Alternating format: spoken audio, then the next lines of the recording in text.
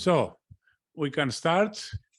Now we are in a very interesting and crucial moment of our conference, as we have with us, as you can see already, Jaime Breilh, who is coming from Ecuador, and he's one of the leading figures in the critical approach of science, in the epistemology, and especially as he is also a leading member and militant, I can say, of ALAMES, the Association of Latin American Medical, the Association of the Latin American Association of Social Medicine. He's the first who put a long time ago the first question marks about, first of all, what social determinants are, and he put the idea, which today, of course, it's more or less dominant, actually, Jaime, no? That we cannot speak about the fragmented social determinants, but we have to see social determinants as a process which is much more synthetic than cutting out every determinant its own. So this was very important approach that enlightened us. And the other issue, which is going, of course, hand to hand to that, is that he is the person who started all this discussion of colonization of epistemology. And of course, he is leading the movement of decolonization of the epistemology, of the science, actually, regarding, of course, related with health, social medicine, and public health. So, as you understand, it is a very promising and interesting introduction that he's going to make with us. Unfortunately, he would not come with us, but Jaime, thank you very much for being with us.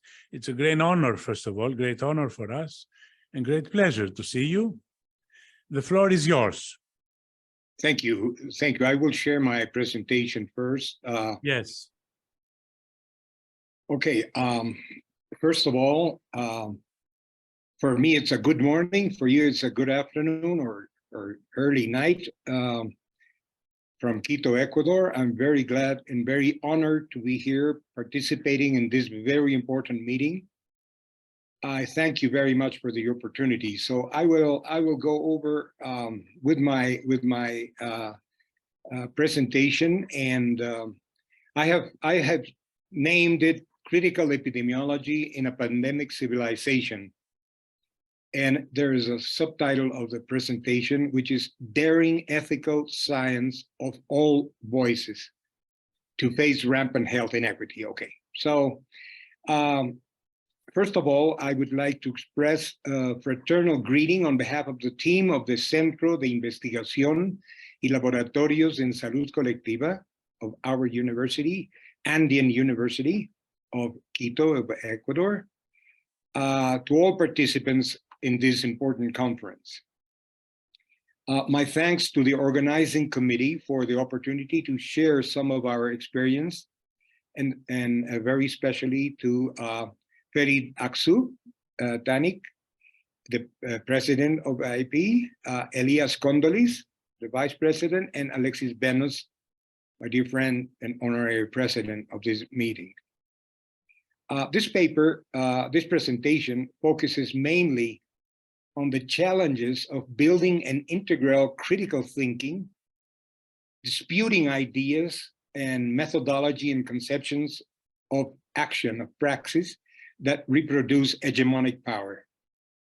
I will start by placing this element of the 21st century as the health inequity in the 21st century in a pandemic civilization. This is the current context of our struggle for the people's health.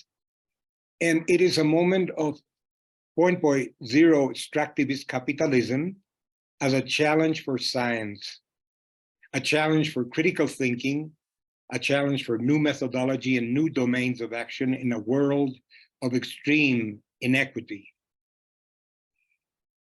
We live in the most dangerous and aggressive historical period of hyper-neoliberal capitalism, a moment of an era of global acceleration of unhealthy structural processes, incompatible with life and health, interwoven with an exponential growth of inequality. In the global South, it is an era of dismantling people's rights, sometimes elegantly and sometimes brutally. In short, the cancellation of the policies of the common good and the last remnants of the social pact. This is an era of hyper-neoliberalism. From a collective health perspective, it is a result of the exponential advance of a radicalized capitalism. We have used the prefix hyper, which denotes excess, to qualify a different stage of neoliberalism, in which extreme privatization and dismantling of rights are expanded through the intense acceleration of the processes of capital accumulation and its private concentration. This is made possible by the greedy use of technology of the fourth industrial revolution.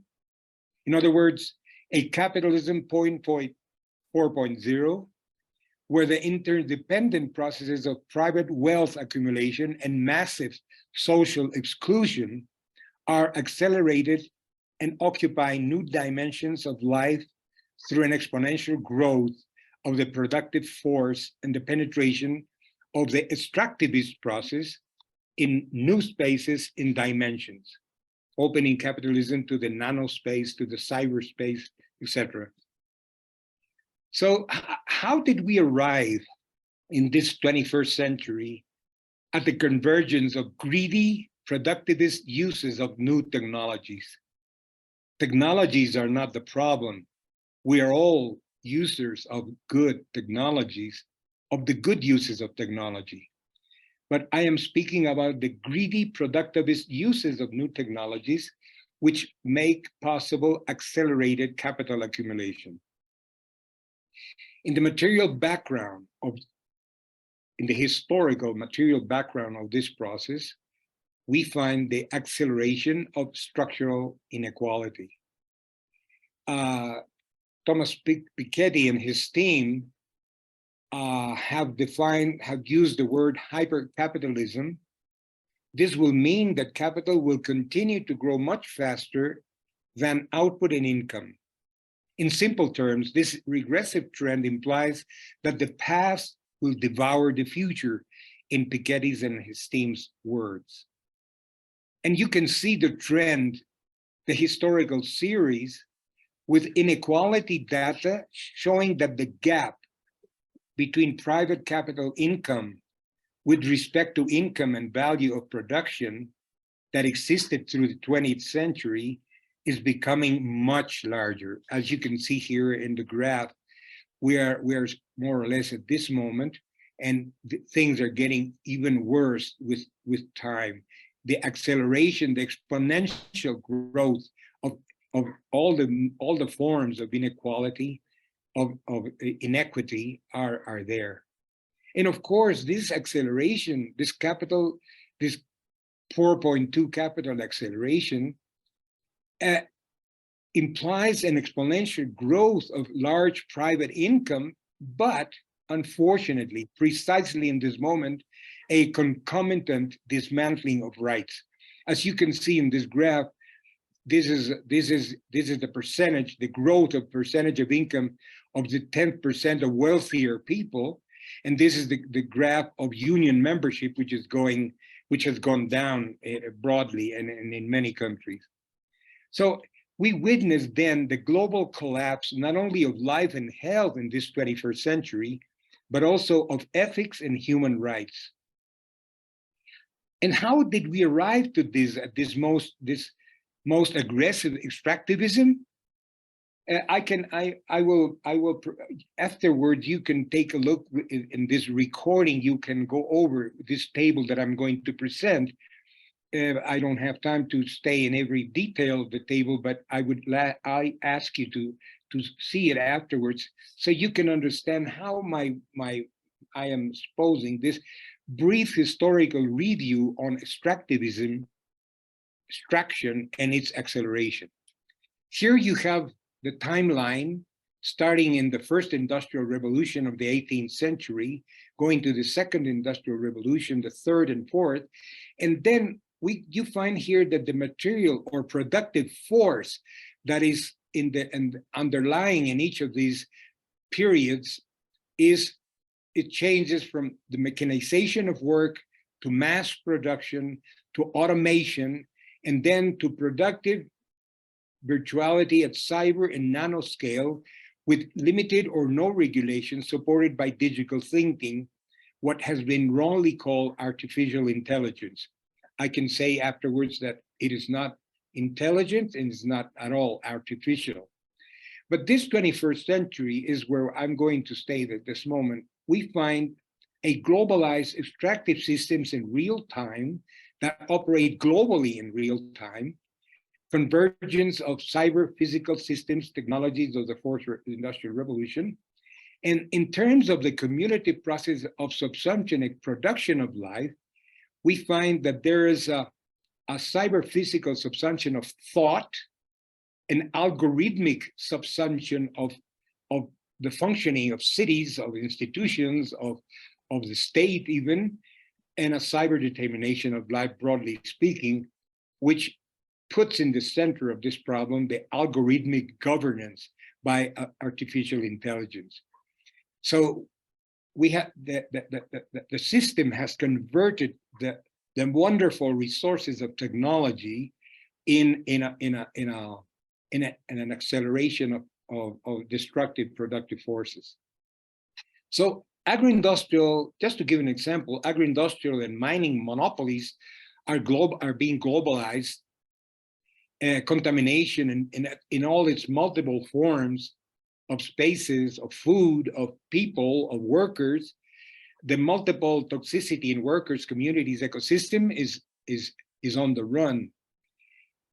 Global land grabbing, the best land, not only in the South, but also even in the wealthy North and Europe, are being controlled by transnational land deals that can be followed by these systems like Man Matrix, almost in a 24-hour or 24/7 report. And this global land grabbing implies not only the control of land, but also the control of water, the control of genome, the control of many of the elements that make the reproduction. But in the South, in the global South, like in this case in Brazil, I'm using it as an example. I could perfectly use my country, Ecuador, also as an example of similar things. But in this wonderful study of Wanderlei Pignati and his group, they have studied the social sanitary, the social public health disaster and environmental disaster of agribusiness. And this is important to understand that very high-tech 4.0 high-tech agricultural production combines with slave labor, and of course, as always, there's a organized peasant resistance in Brazil as in other countries. But here, if you map this system of production in Brazil, which is the biggest country in South America, you find that this is a map of Brazil, and this atlas that was produced by Lombardi, a wonderful lady, a researcher of Sao Paulo that is now living in Europe. The use of pesticides is broad. The intoxication by pesticides, of course, is broad, and the defeat of maximum residue limits that are in European standards way lower have been risen because of to allow companies to accelerate even more. And look at the work analogous to slave distributed in Brazil. So we are finding high-tech, hyper-neoliberal production with slavery, which is probably present in all the same places. And of course, with all the elements of aerial spraying of pesticides by crops, certain crops like sugarcane, in this case in Brazil, which is the first producer of sugarcane in the world, you find that there is an enormous use of pesticides. But I'm giving you just bits and pieces of what is happening in this pandemic or syndemic reality, and you find a global pandemic obesity situation because of the globalization of obesogenic neoliberal diet, as Otero and his team have called it. And this globalization of the neoliberal diet, it makes part of a neoliberal or hyper neoliberal way of living and eating, modes of living. We cannot seriously understand the current 21st century epidemic of obesity and related chronic diseases without looking seriously at the global construct of the neoliberal diet.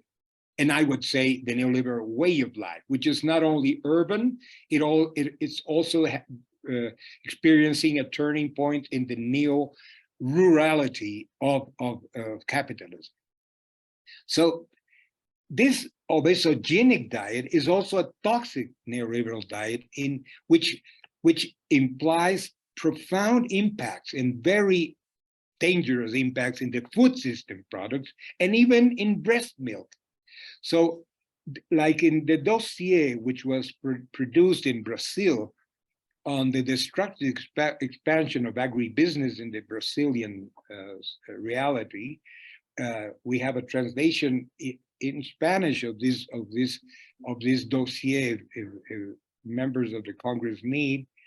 And what we find, what was found by this very important research coordinated with the support of Abrasco and Fiocruz Brazil, and also of Abrasco, and with the participation of more than 30 universities, found that all throughout Brazil, the distribution of the sampling of food found that 28% of the samples had very dangerous contaminants. 35% had highly toxic components, and 37 were supposed to have only green, supposedly safe components of or presence of or contaminants of food. But don't forget that for many years, the producers said that glyphosate was green and was safe, no? And now what was said very strongly from many countries, especially Argentina, with Andres, with a marvelous research group of Universidad de Buenos Aires defined. And in this study, and we have found similar things in other countries, like in mine, up to 6 components of contaminants, of very dangerous contaminants, were present in breast milk of women in agricultural areas.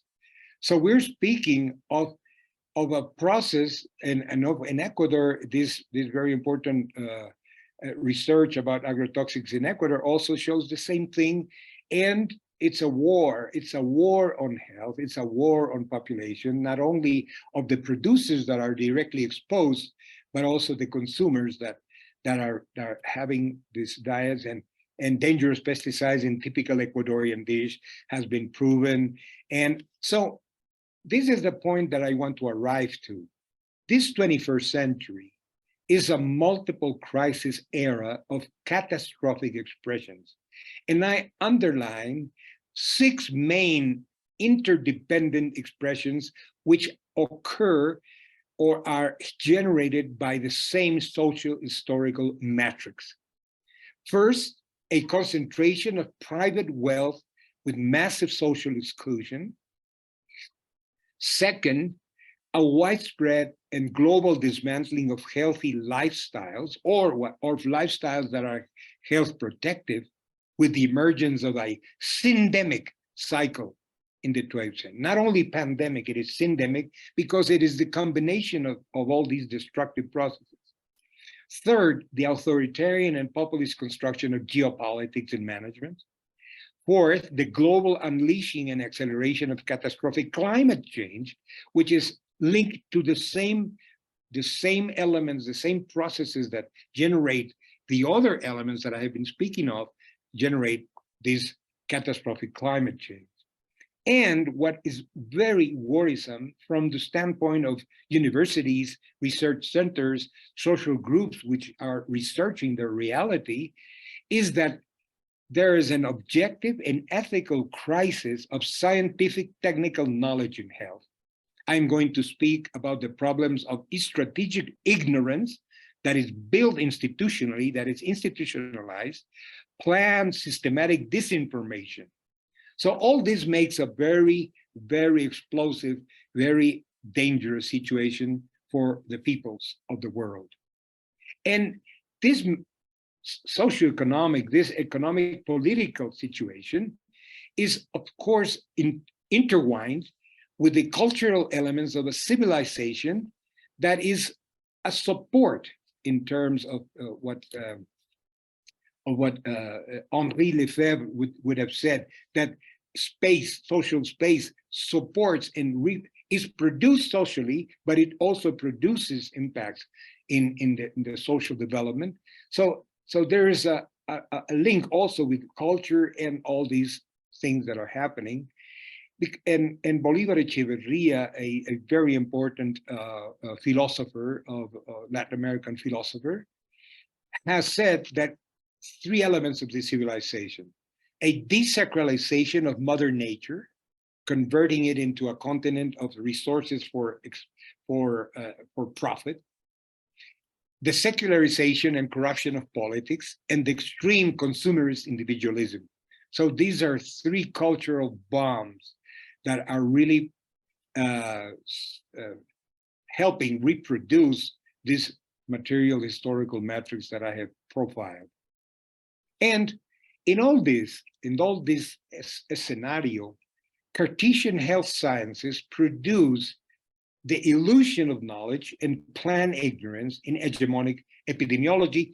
For instance, here comes the epidemiologist. I'm an epidemiologist, and I'm going to use my own field of work to illustrate this reasoning that I'm presenting here.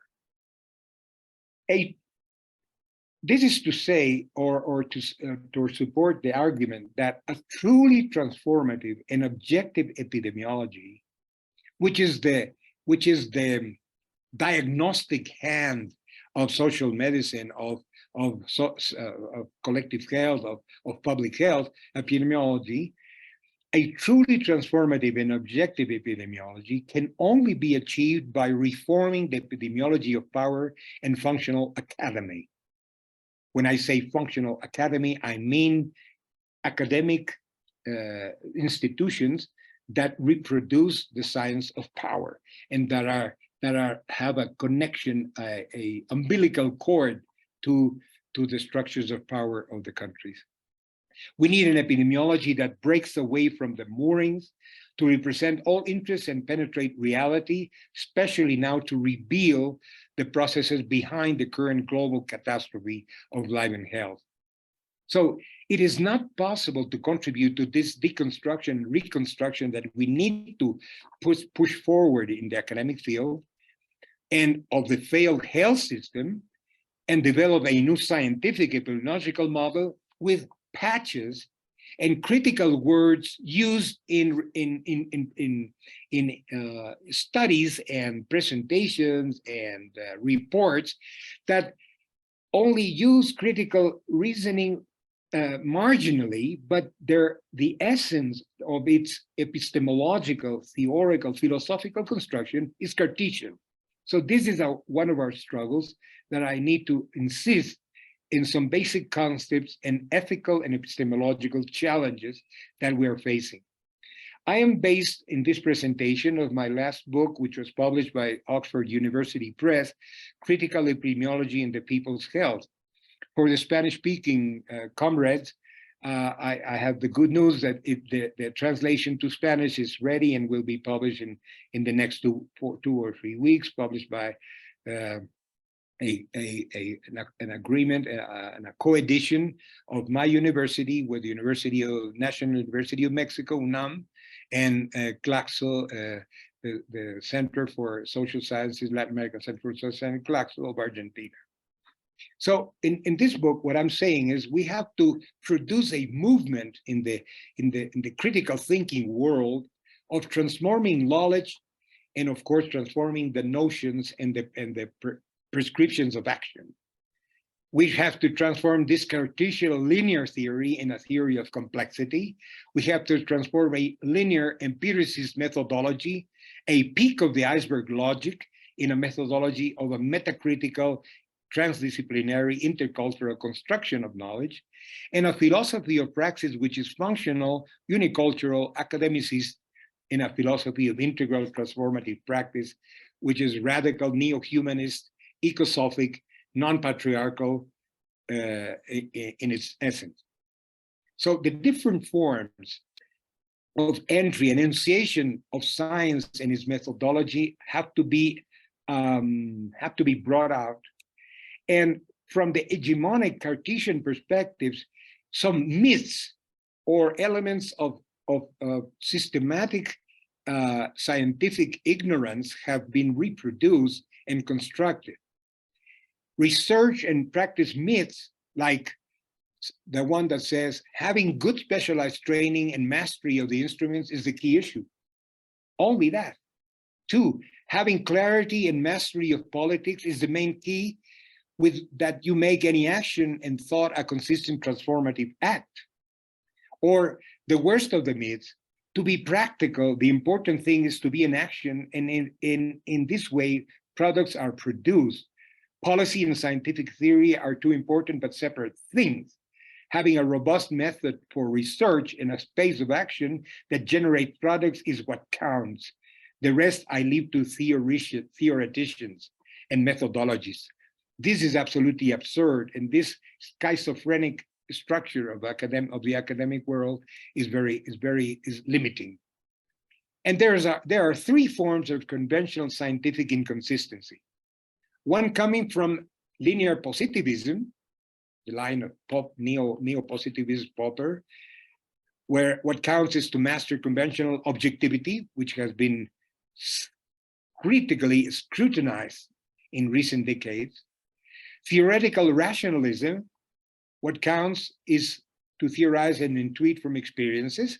And many times people that go to the qualitative side of science believe that doing that is transformative.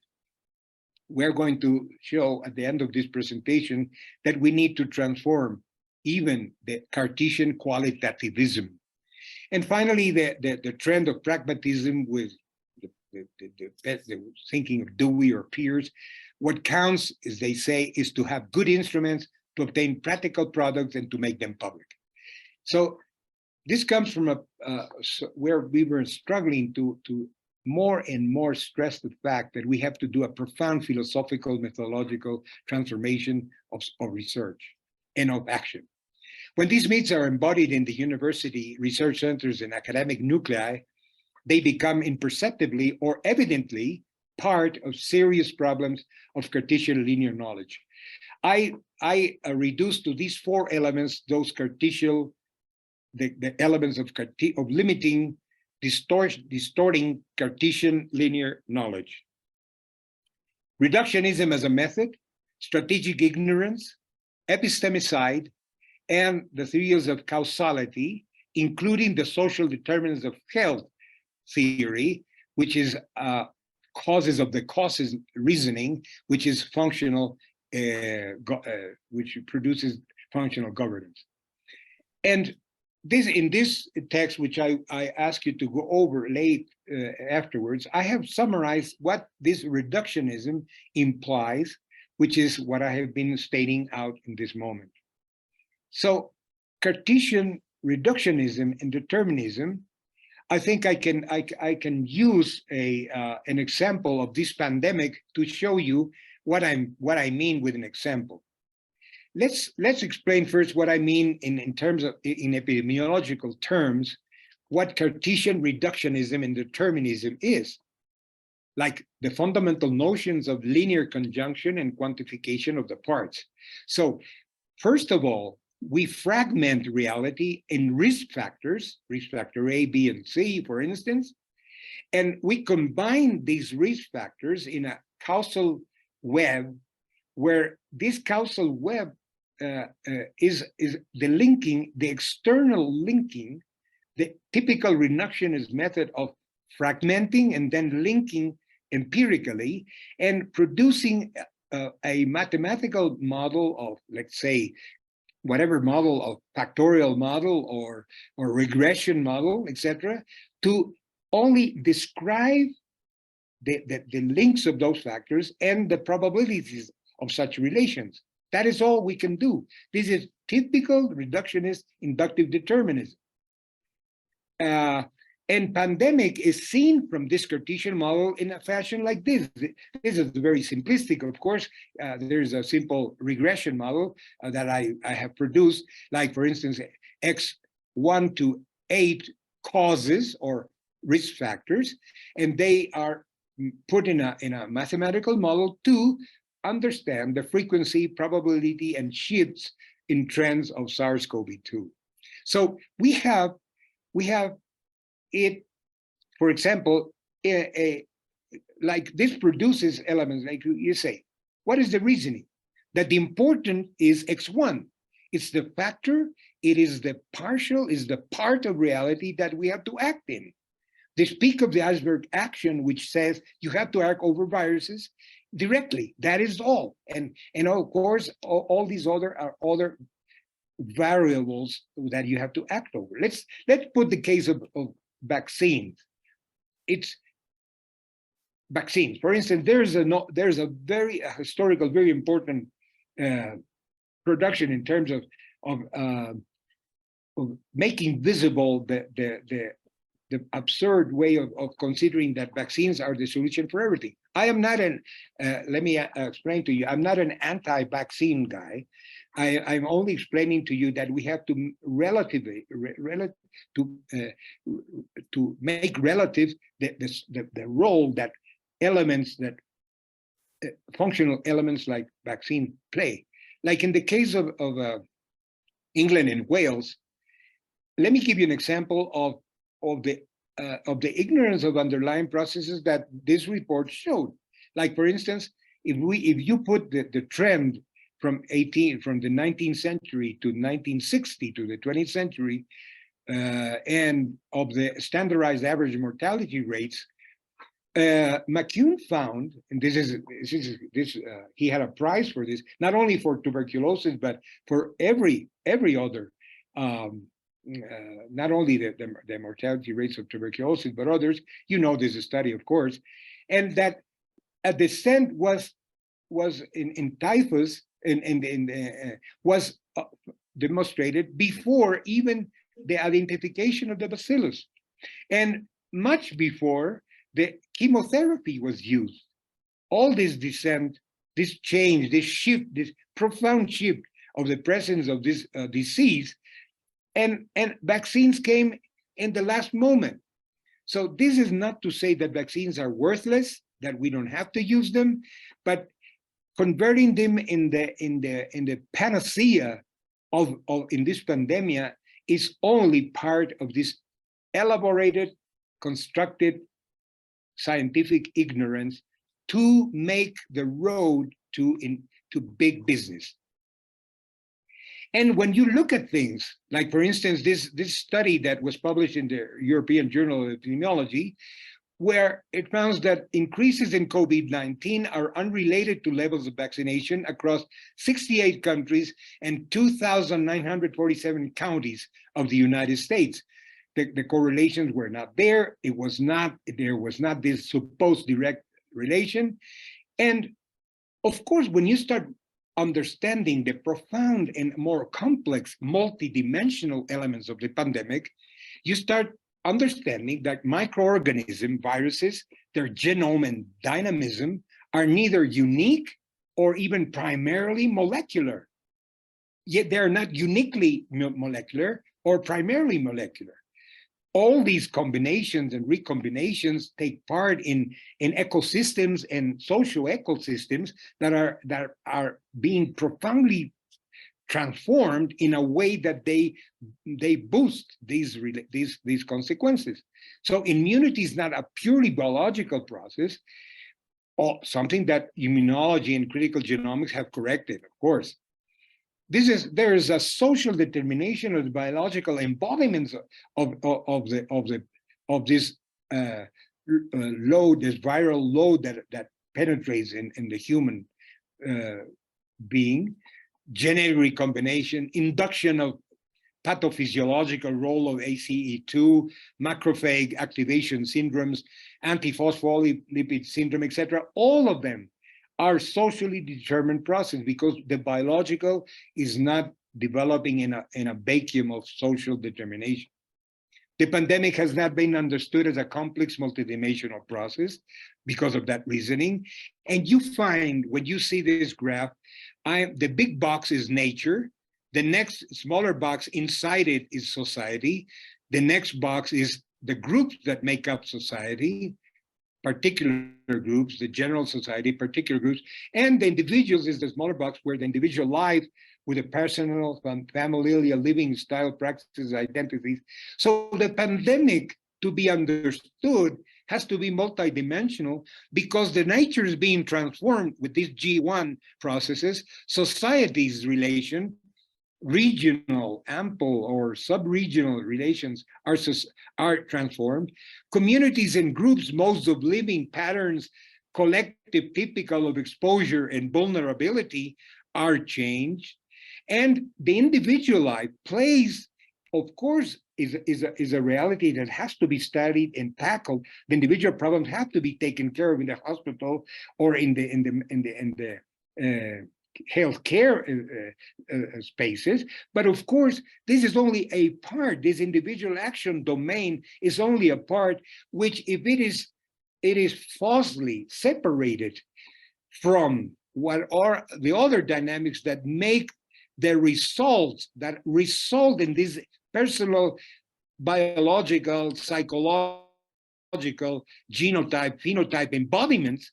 These individual living styles and the penetration of high viral load, comorbidities, etc., these embodiments cannot be disconnected. So the health field has been acting only in these elements, but concealing the complex socio-epidemiological processes that make transmission, like critical transmission and infectivity, critical process of policy construction and management, critical process of collective coping, critical process of ecosystem metabolism. All of these elements were out of the picture in most of the studies, in most of the policies that were installed in this emergency relation. So the social metrics of the pandemic, like the typical forms of capital accumulation in this 0.4 reality with a multiple crisis and interrelated catastrophic expressions was hidden. And this endemic or this combination of destructive processes of health in large scale was hidden. Two or more processes that interact were not understood. And we concentrated in viruses and antiviral medication, multiplication of syndemic ecosystems, dismantling of protective health and low variance styles, etc., etc. I won't go into that detail. What I want to make out is that the peak of the iceberg logic has become a means for strategic ignorance. Peak of the iceberg because if you see this metaphor of the iceberg and you see the visibility horizon, which is the peak of the iceberg, is what the health system sees, studies, combines as parts, as fragments, and description of those parts induces action over factors. Whereas all the explanation of the movement of those and the appearance of those elements, the integral action that is needed, let's say the determination of those processes is not understood. So Cartesian public health and the role of the hegemonic version and adds up to a strategic ignorance. Reporting without disclosing, reporting without mobilizing, isolated factors of the problem without to show the relationship with the processes and with the structural factors that generate them and with the corresponding eco-social systems, etc. So strategic ignorance and scientific illiteracy, I'm using the words in the case of strategic ignorance of Proctor and Schevinger of Stanford University that initiated the program of strategic ignorance in this important university. But what they are saying is, and what we were doing for many years in Latin America, many groups, was struggling against this scientific knowledge that modifies every time that there's that a progressive research center or independent research center finds these relations, the social determination of certain problems that imply risks, economical risks for a big company. The use of scientific knowledge is done to modify the horizon of scientific visibility. And it results in a form of scientific illiteracy, which is the concealment reproduced by academic sectors, which positions certain methodology, forms of objectivity, forms of constructing the subject of research, etc., which have to be changed. So the social determinants of health model is neo-causal functionalist, is a neo-causal functionalist perspective. Uses nice words, probably inspired by Latin American studies that were 40 years before were stressed in Latin American research, but using and converting it into the same model. 3 books in Latin America have been written that analyze critically the debate between social determinants and social determination. And in my book, I explain it. I don't have time right now to do it, but in terms of defining the object of health, the subject of health action, and the praxis of and the action are looked upon differently from the social determination and the social determinants. Some colleagues have said that, okay, since it's a global thing that is installed in many ministries of health of the world, and the social determinants has produced certain nice effects and has helped us to stress the elements of even of social determination. Let's use them as complementary elements. I think it is. I don't agree with that. I might agree with that in terms of a very limited and very punctual moment of life where you can work up from the social determinants to a more integral view. But these are 2 standpoints. These are 2 practical standpoints, methodological standpoints, and philosophical standpoints completely different. Social determination, oops, I have there's a mistake here. Well, this is inverted. This is social determination. Social determination should say here, no? Okay, so please, this is a mistake in this graph. Okay, so we need a daring size of all voices. We need a paradigm that returns movement to the processes, reconnects the processes in multidimensionality, assumes complexity and the movement and contradictory movement of reality and connection, which explains, not just describes and predicts. Therefore, constitutes emancipatory understanding and praxis of all voices.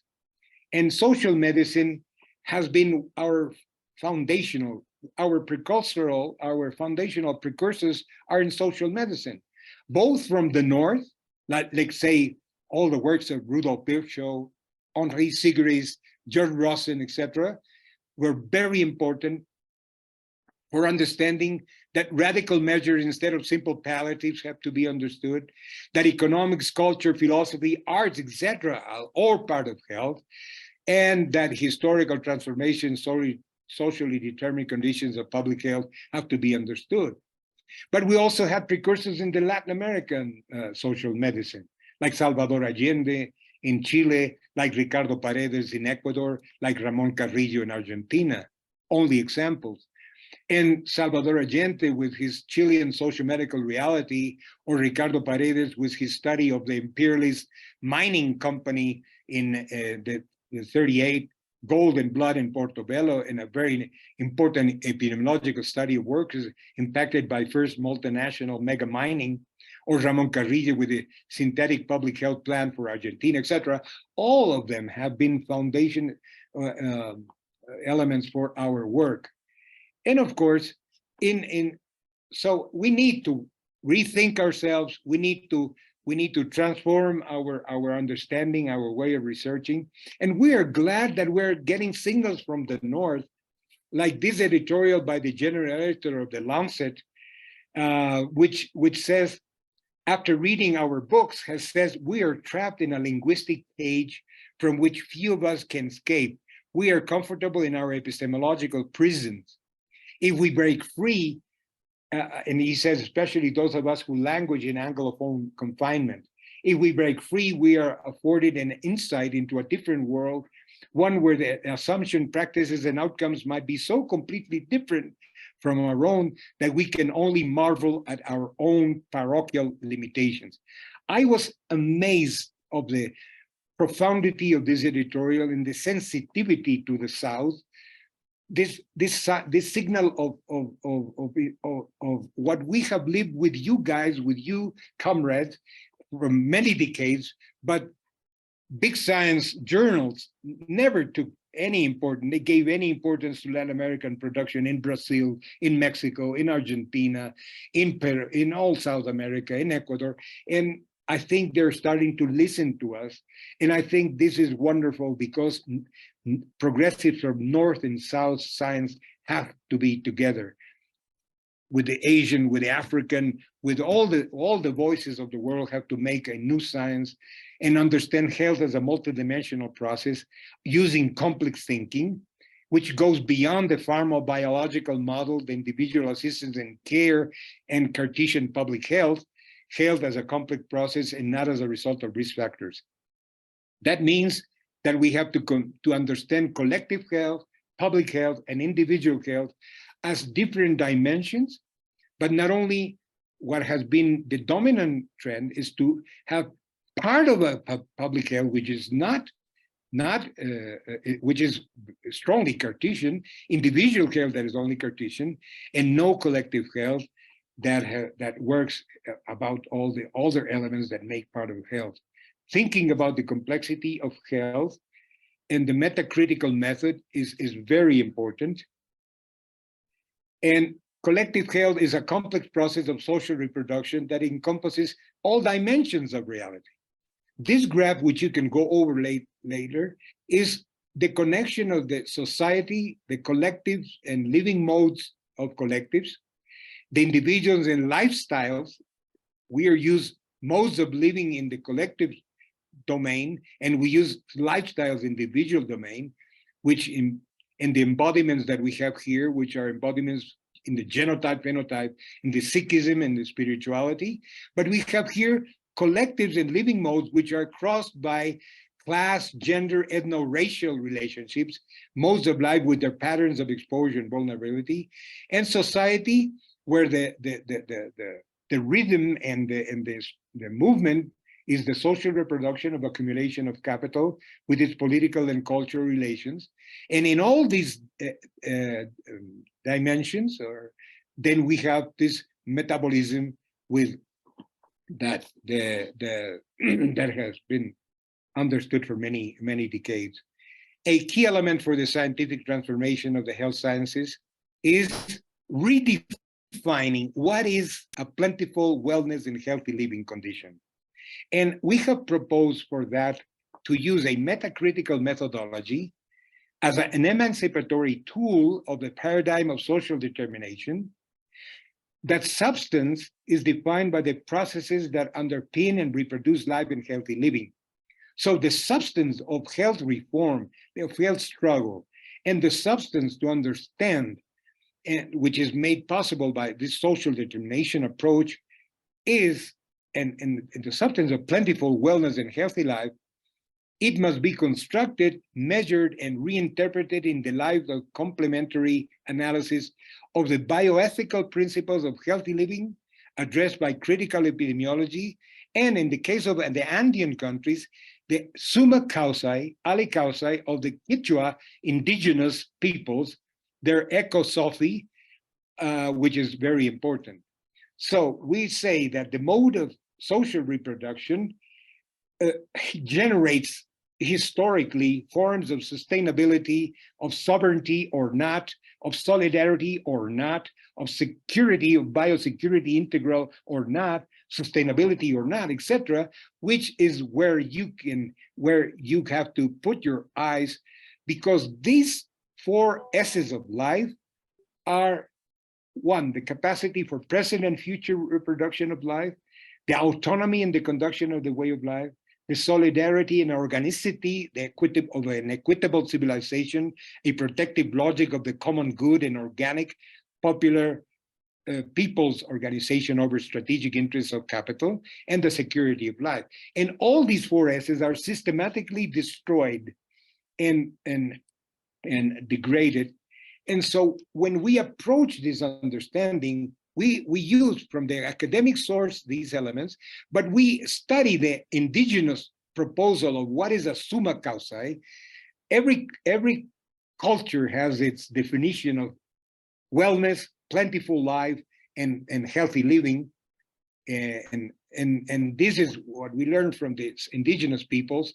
So there's and of course, understanding that the social and the biological is profoundly intertwined, and that the genotype, the phenotype, the Sikhism, the spirituality, we would add, and the social are all embedded in social relations that give us the complete movement of this social biological relation of health.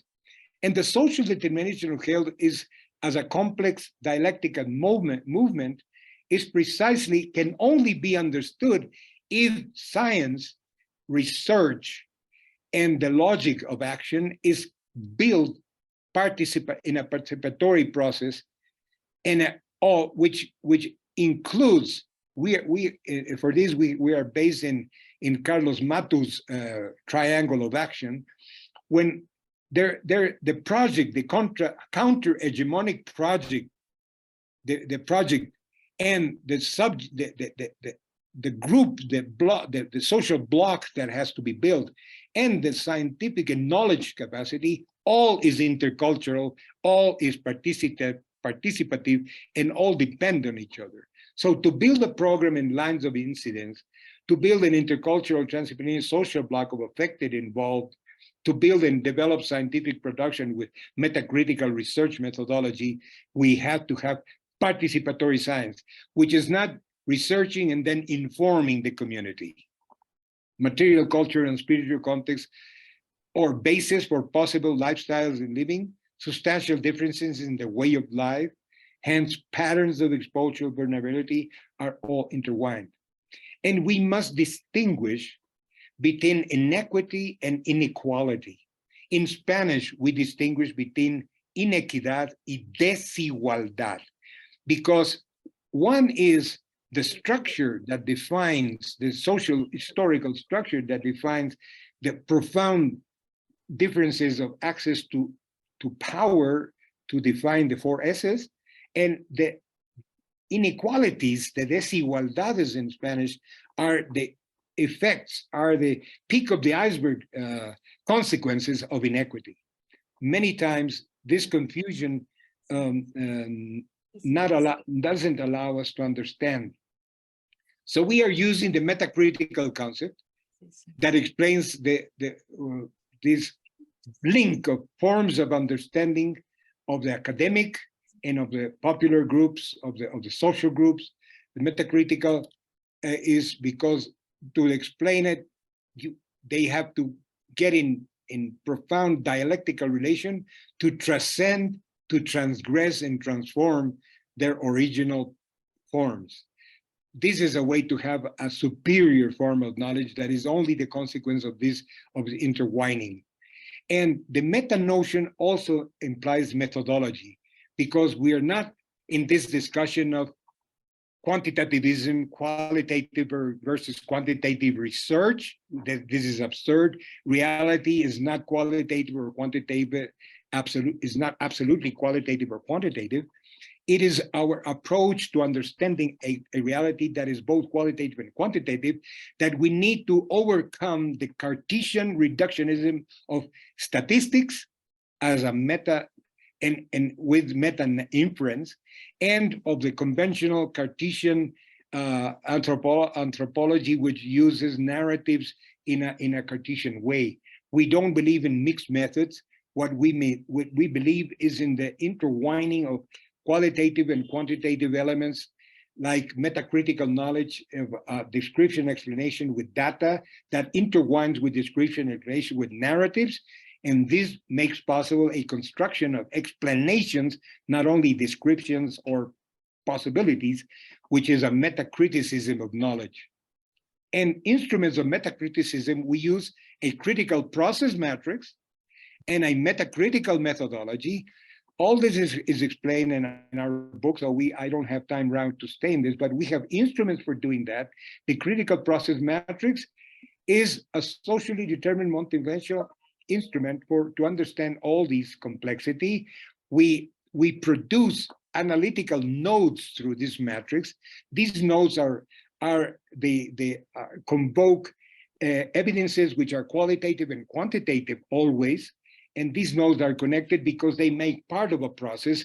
They are not factors or clusters of variable clusters, arbitrary variable clusters that are dictated by mathematical procedures.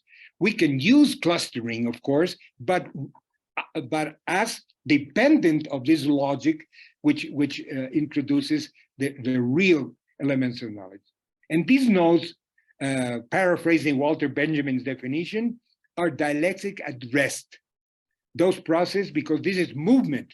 This is not stable variables or stable factors. These are dialectics, movement, social movement. And these nodes capture the parts, segments. These nodes that we see here are captures of segments of movement that we intertwine in a logical way. So these nodes are out of meta inference and meta narrative. What provides meta narrative provides attribution, taxonomy, tendency, where inference and statistic provides regularities, variations, periodization, curves, cartographic distribution, whereas here we have sensual spatiality with corematics, which is a different, we have qualitative geography and quantitative geography. And out of this, we can design our research, articulating it not in an artificial, empirical manner, but out of this process of critical multiples. And all this is for action. So we have used this to discuss, for instance, the critical in a effort that we brought to the Congress of Ecuador for the production of agroecological and community family agriculture from big business, agro-business. In this struggle for a new law that protects the work of the small family and agricultural bit, we have defined the critical processes of that in terms of sustainability to develop policies and regulations. So, and we have done it with sovereignty, we have done it with solidarity, and we have done it with security. So it is a resource for planning, is a resource for research, is a research for action. And I will finish with this, comrades. Comrades who fight from Europe for peace, equity, and healthy living. You who also fight to return to humanity its original project centered on life and its protection, to rethink, as we do in the global South, what should not be the axis of a new, what should now be the axis of a new utopia. We all know that in these times, the advancement of collective health and healthy living is deeply tied to the urgency of transforming this decadent unipolar world into a new and just multipolar reality. We all long to banish economic imperialism, colonialism, racism, and patriarchy, which are the major keys to inequity in all its forms.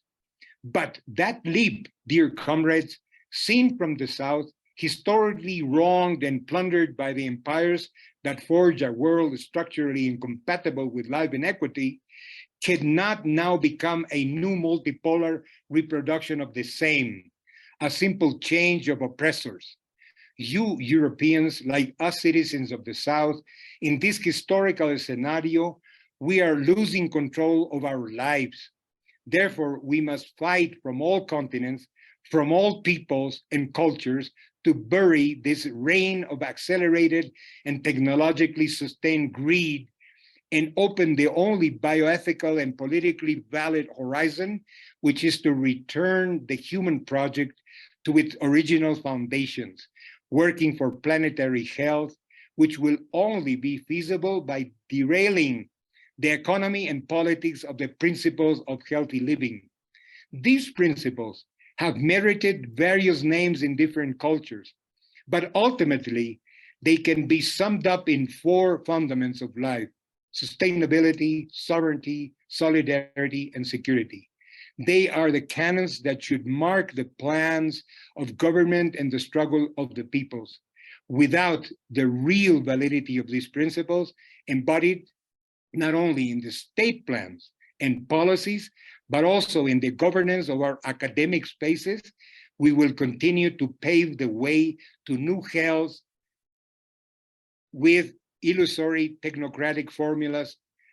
We will not pave the way to new hells and illusory technical formulas and populist distractions. I wish you every success in this conference with the deep respect of a South American who learned much from brilliant European women and men whose contributions also helped shape the struggle of my generation. Thank you for the honor of this participation.